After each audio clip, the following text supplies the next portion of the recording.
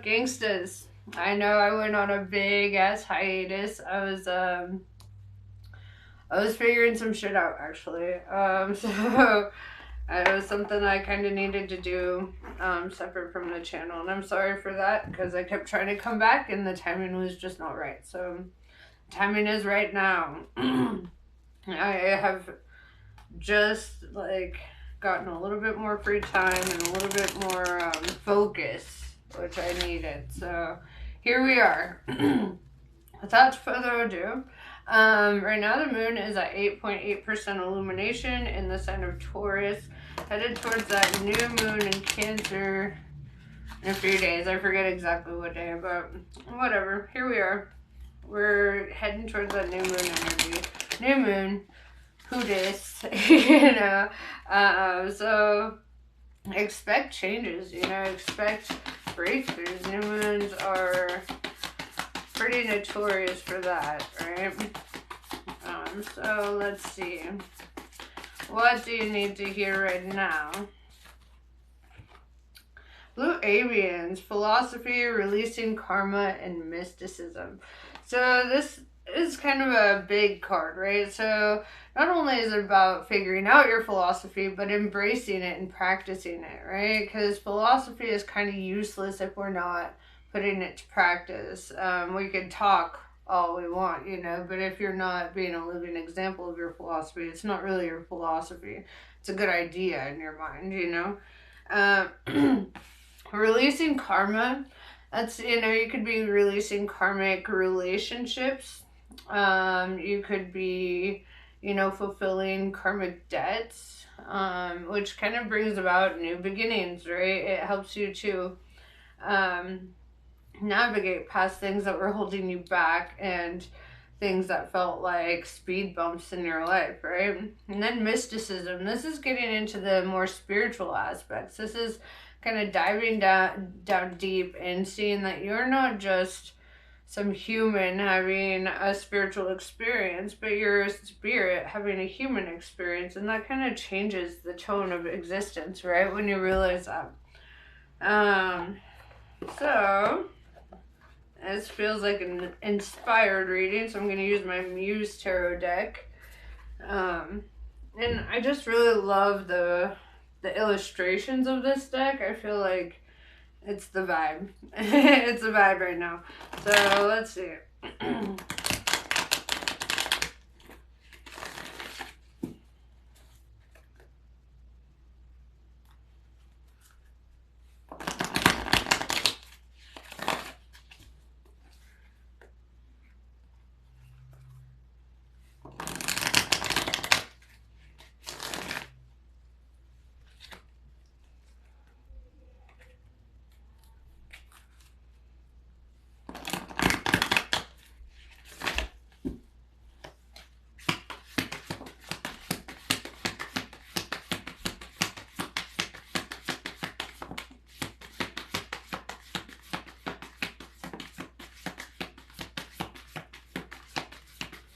If you do not relate to this reading, don't try to force the message. This is for who it is for. So, you know, I have plenty of other readings and I will be making more. So, you know, don't feel like you have to force the narrative here. You'll know if it's yours or not. We have 4 of Wands, right? This is the card of home, of commitment, right? And you know, I was reading this because it is technically the marriage card, right? But I don't feel like, I've never really felt like too much marriage whenever I pull this card. What I feel like are strong foundations. I feel like, you know, making commitments to yourself and the life that you choose, you know, and kind of holding your ground on that, right? This goes back to the philosophy aspect of the Blue Avians card. It's like, I see that you're trying to build strong foundations and you're committed to that, right? That is the angle here. We have the Hanged Muse in reverse, obstacles being removed from your life, right? Going back to that releasing karma, things that were holding you up, things that felt like speed bumps. So yeah, I see things being removed from that. We have Two of Cups in reverse. You could be going through a breakup. Or some kind of separation here. It doesn't necessarily have to be romantic. It feels romantic though, because Two of Cups is like a romantic card. It is a card of union. But it looks like you could be going through some kind of separation here. Um, Eight of Wands in reverse.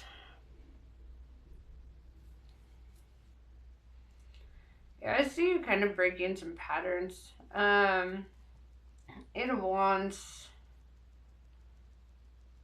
You know, I mean, just looking at the imagery here, right? It kind of looks like she's just kind of doing the same thing over and over and over, and getting the same results. And I see you breaking these patterns. I see you kind of focusing more on the inner works here. And, you know, maybe even breaking some generational curses, right? Things that perhaps your family taught you to be tolerant of, or to just kind of work through. I see you kind of taking a step back and being like, nah, that ain't how it's going, dog.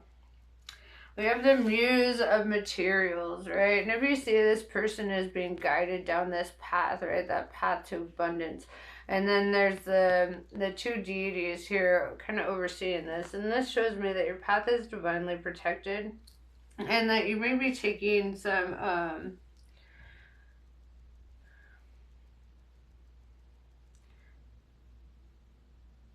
you may be taking some advice from your ancestors and your spirit team right now, you know, just kind of feeling your intuition out and allowing your intuition to guide you in the right direction, knowing what is right and what is not, and what you would want and what you don't. Getting real specific. Two of Swords. You're very guarded too at this time. This kind of goes hand in hand with the Two of Cups in reverse, right? This is like shutting the doors on your heart and being like, this is, you know, like kind of feeling, I almost want to say like at a crossroads, right? Like you're in between worlds. You're in between life as it has been and life as you've never experienced it before. You're entering into a new stage. Become another person, right? So, yeah, I feel like you're evolving, you're growing. With the Page of Wands in reverse, you might be bringing an end to communication with somebody here, or just kind of like not open to communication if somebody is trying to come in and communicate with you. I feel that, yeah, you're setting some pretty strong boundaries, especially with that Two of Swords. In the Rider-Waite deck, the Two of Swords, you'd see a woman on a bench, and she's got a blindfold on, and she's got Two of Swords crossed over her heart, right? Very guarded, very like, no, you know, like a little untouchable. You know, kind of not willing to, oh, maybe that sounds, not willing to like hear somebody out in some ways, you know, like, or see from another perspective, probably because she's seen enough, or perhaps it's like, you know, it feels a bit redundant to keep having the same conversations and feeling unheard. And this brings me back to like an old analogy that I've used several times. It's we're all frequency, right? We're all energy. And typically when we have disagreements with people, we argue with them or whatever, and you feel like there's just no breaking through. It's more about being right than being understood, or you know, those types of things. When you get to that point, it's kind of like you're talking in a walkie-talkie, and you can yell your fucking head off, right? Because you're trying to get through to this person. You can yell all you want. You can try and say all you want, but if you're set to a different channel, they're not going to hear you. They're not receptive, right? And so the same thing goes with, I mean, you could be standing right in front of a person and they can't comprehend you or comprehend your perspective on what you're saying, right? They try to twist your words. They try to, you know, focus more on being right in a situation rather than being understanding, like I said. So, yeah, there's a lot of that. There's a lot of feeling unheard or understood or misunderstood. Feeling like this person didn't have the same vision as you, right? They didn't want the same things.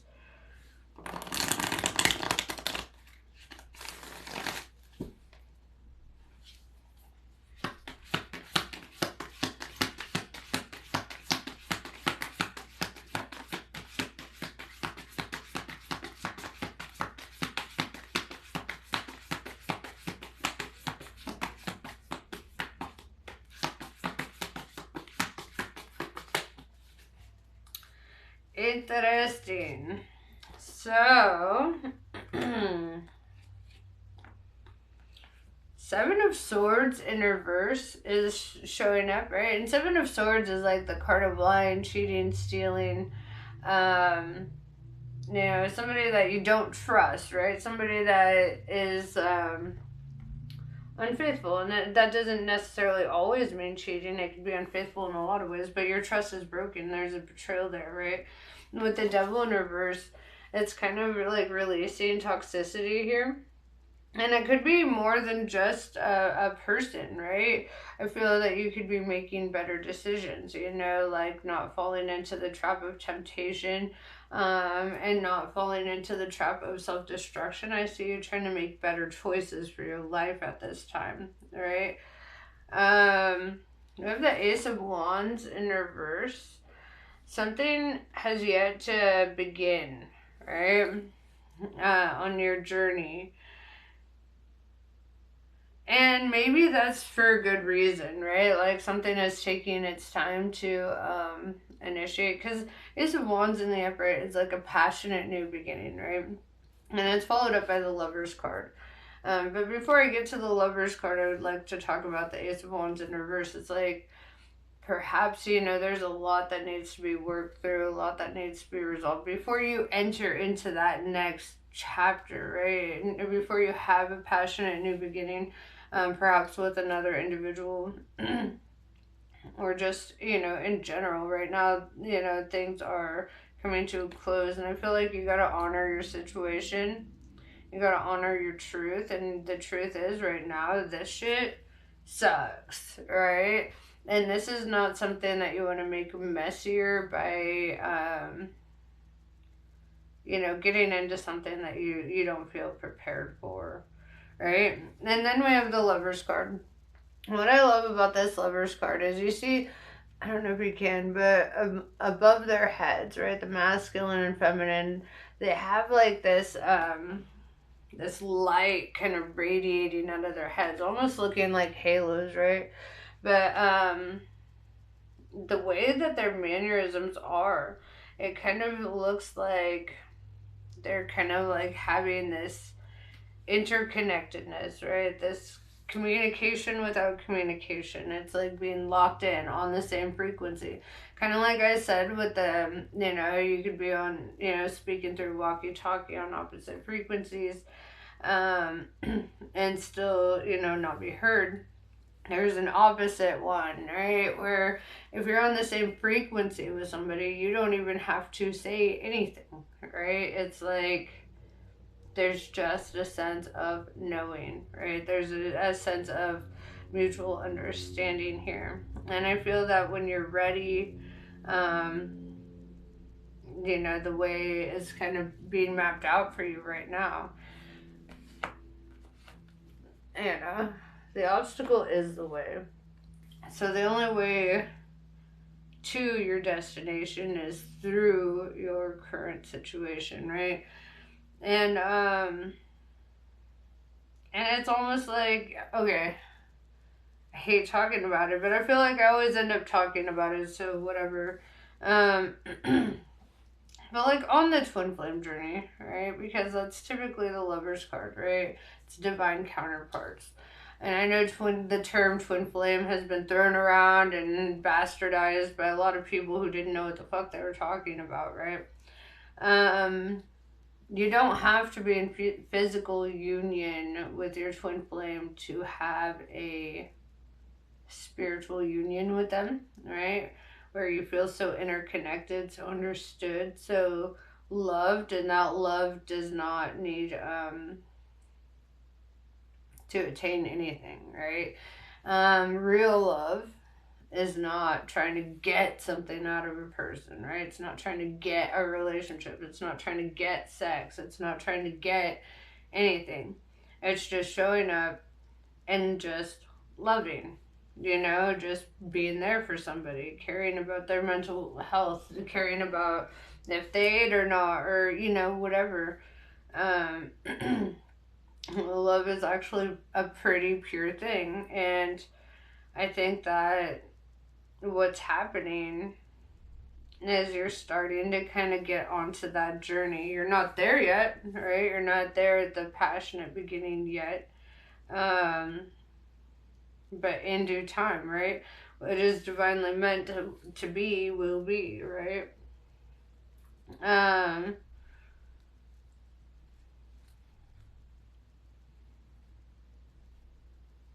the Lover's card is the sixth card in the major arcana as well.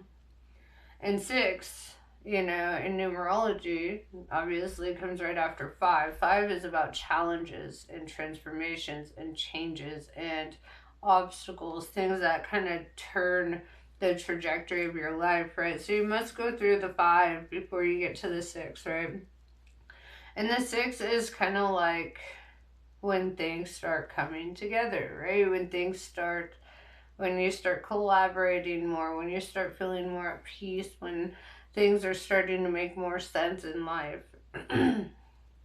And so, yeah, there's still a lot to be done there, and that's why I don't want to hyperfixate on the future connection here.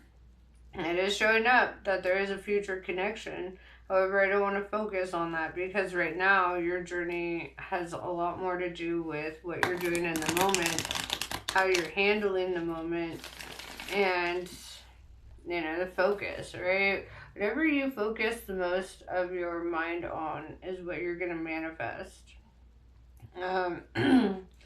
So if you're still focused on this situation, you're going to manifest more of that situation to deal with, and until you get to the point where you start focusing on everything except that, you start creating that spiritual cord cutting, you're going to deal with it, right? They're going to pop up, there's going to be communication and all that, as long as you leave an energetic door open there, and until you're done with that, until that energetic door is closed, I would not advise pursuing anything else, right? The rebounds are kind of futile. So, there's that. And I feel like my throat chakra is like seizing right now. It's almost like something needs to be said, but isn't being said, or perhaps you have more to say.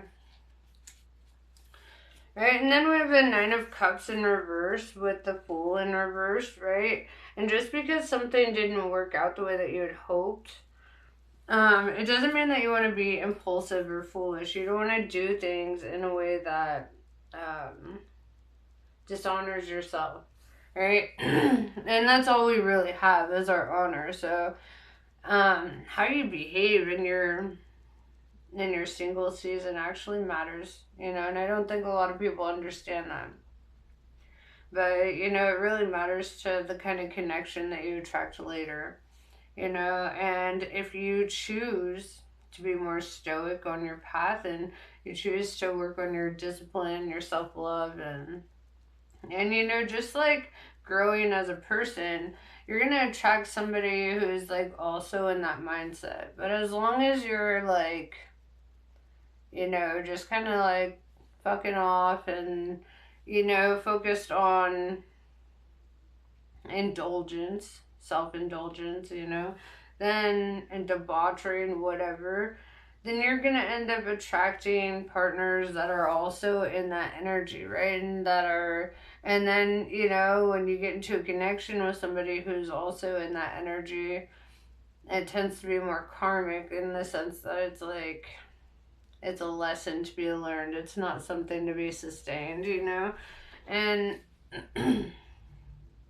yeah. So what else do you need to hear before we close this out?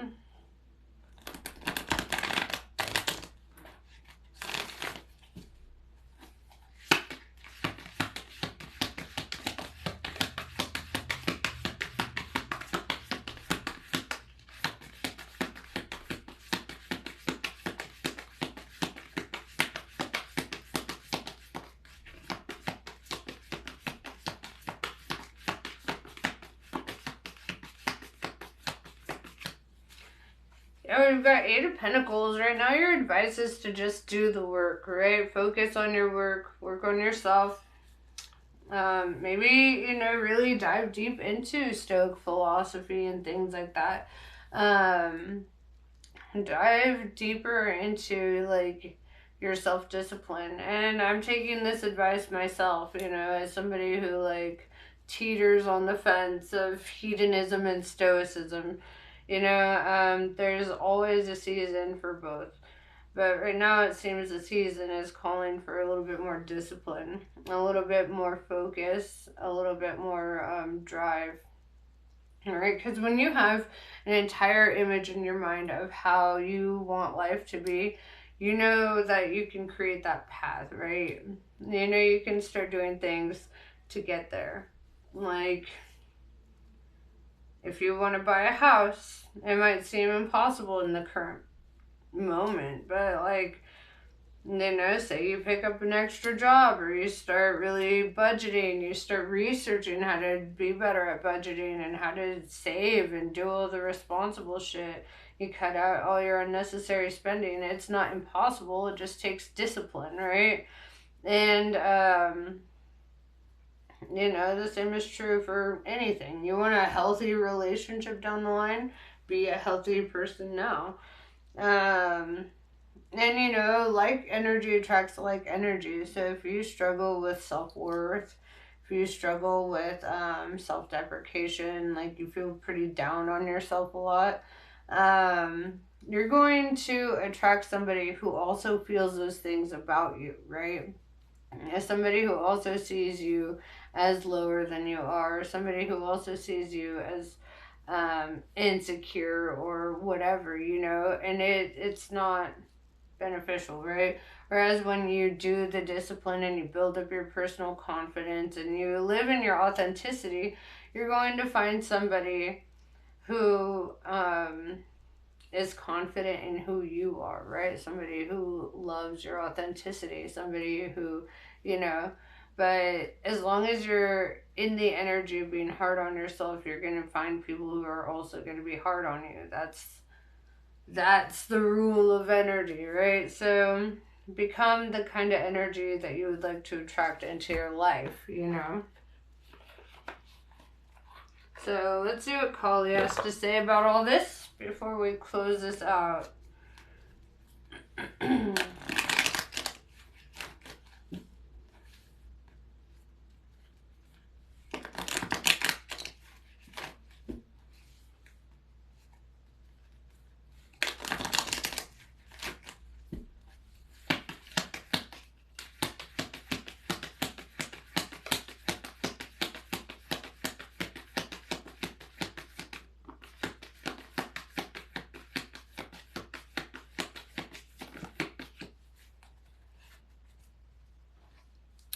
Dharma of Kali. Your most abundant successes manifest when you are aligned with your integrity. You do not need to put your faith in pathways or projects that do not resonate with your deeper spiritual knowing. Everything that is happening in your life is part of how your prayers are being answered. A new order is to be established and you are being led into it. Kali Kamasa Nasini. It is time to free yourself from what has been. Learn from it, but not allow it to define you or direct the course of your life. Give up your stories about the past. You've outgrown them. Kali consumes mistakes, sins, and negativities. Let her free you now so you can be open to the gift of your life unfolding. Kali Mahamaya. When a situation becomes unnecessarily complicated or confusing to your heart, Kali Ma Maya arises spontaneously as a protective bearer of universal truth. Ultimately, her revelation shall lead you beyond that which is deceptive or not right for you. This you are promised. She protects she protects you from that which is unworthy of your heart and seeks to constrain your spirit. And that is what I have for you. I hope this was helpful. Namaste. I love you all, and I will see you later.